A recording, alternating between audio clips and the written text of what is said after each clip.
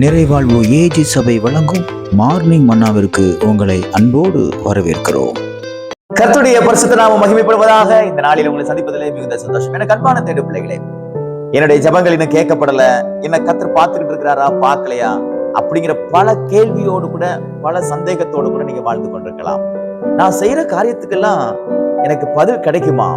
நான் எவ்வளவு கஷ்டப்பட்டு எல்லா விஷயத்திலுமே ரொம்ப பெர்ஃபெக்டா இருக்கணும், கர்த்தர் சொன்னபடி நடக்கணும்னு சொல்லி நான் எவ்வளவு முயற்சி பண்றேன், இதெல்லாம் கர்த்தர் பார்த்துட்டு இருக்கிறாரா, எனக்கு பலனை தருவாரா அப்படிங்கிற ஒரு பெரிய சந்தேகத்தோடு கூட இருக்கீங்களா?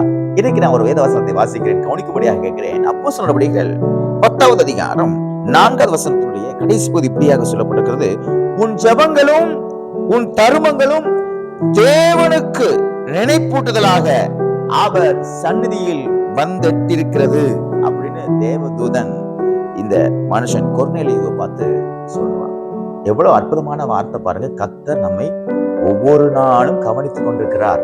நம்முடைய ஒவ்வொரு அசைவையும் அவர் கவனித்துக் கொண்டிருக்கிறார். என்னை யாரும் பார்க்கல, நான் செய்யற காரியங்கள் யாருக்கும் தெரியாது அப்படின்னு நீங்க நினைச்சிட்டு இருக்கீங்க. இல்லைங்க, உங்களுடைய ஒவ்வொரு அசைவையும் தேவன் பார்த்து கொண்டிருக்கிறார். இந்த கொர்நேலியுங்கிற மனுஷன் தேவனை பற்றி நன்றான ஒரு விசுவாசத்தை கொண்டவன், ஆனால் தேவனை பற்றி சரியான அறிவு இல்லாதவன். அவன் தான தர்மங்களை செய்யறான், நல்லா ஜெபம் பண்றான்.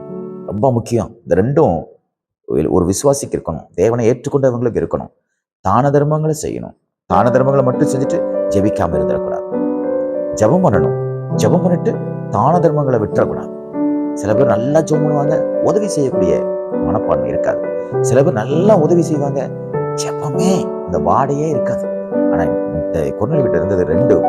எப்படி ஒரு காயினுக்கு ரெண்டு பகுதி இருந்துச்சோ, ஒரு மனுஷனுக்கு ரெண்டு கண் இருக்கும், அதே போல இவன் ஜெபமும் பண்றான், தான தர்மங்களும் பண்றான். இது என்ன பண்ணுச்சுன்னா, அவன் பரிசுத்தமாய் வாழ்ந்து மனுஷனுக்கு முன்னாடியும் தேவனுக்கு முன்னாடியும் நல்ல பேர் பெறான்.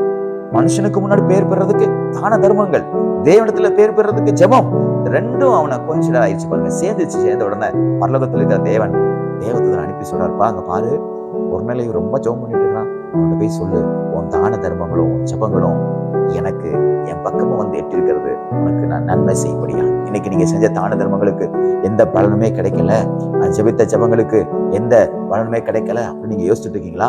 இன்றைக்கு கர்த்தர் அதை நினைப்பூட்டுபடியாய், அதை ஞாபகப்படுத்தும்படியாய் உங்களுக்கு அற்புதங்களை செய்ய அவர் போதுமானவராயிருக்கிறார். விசுவாசிக்கிறீங்களா? நீங்க என்னென்ன காரியங்களுக்கெல்லாம் ஜெபித்தீங்களோ, நீங்க எப்படியெல்லாம் உதவி செய்தீர்களோ, அதற்கேற்ற பலனை கர்த்தர் இந்த நாளிலே தர அவர் உண்மை உள்ளவராக இருக்கிறார். நமக்கு இந்த மனப்பான்மை வரட்டும், நமக்குள்ள ஜெபிக்கக்கூடிய மனப்பான்மை வரட்டும், மற்றவர்களுக்கு உதவி செய்யக்கூடிய மனப்பான்மை வரட்டும்.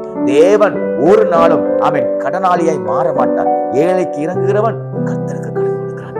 அவன் நீ என்னை நோக்கி கூப்பிடு, நீ அறியாத உனக்கு கெட்டாத பெரிய காரியத்தை செய்வன் நினைச்சிருக்கான். அதனால உங்க ஜெபங்கள் வீணாகாது, நீங்க படுற பிரயாசங்கள் வீணாகாது.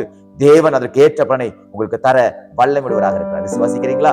என்னென்ன காரியங்கள் எல்லாம் எதிர்பார்த்து கொண்டிருக்கீங்களோ, அந்த காரியத்தை அத்தனை நீங்க ஜெபித்த ஜெபங்களுக்கும் உங்க தான தர்மங்களுக்கும் இந்த நாளிலே தேவன் ஒரு பதிலை கொடுத்து உங்களை ஆசீர்வதிக்க அவர் உண்மை உள்ளவராக இருக்கிறார்.